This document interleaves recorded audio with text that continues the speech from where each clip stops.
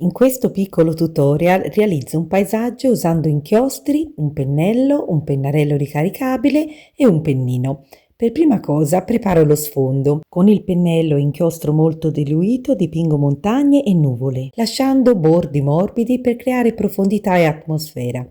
Quando il primo strato è quasi asciutto, costruisco la struttura del paesaggio, rocce, alberi e la collina su cui si trova il tempio. Uso un inchiostro leggermente più scuro per dare volume e contrasto.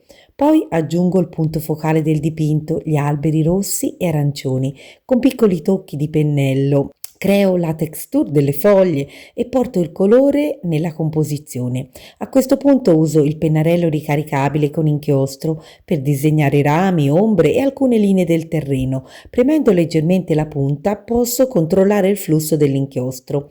Per i dettagli finali passo al pennino, disegno la pagoda, la staccionata e alcune linee sottili nel paesaggio. Infine aggiungo riflessi nell'acqua con linee verticali e inchiostro diluito per dare equilibrio e completare la scena. Vuoi un consiglio finale? Lavora dal chiaro allo scuro, lasciando asciugare tra uno strato e l'altro per mantenere la trasparenza degli inchiostri. Ricorda inoltre che lo spazio vuoto è parte fondamentale della composizione.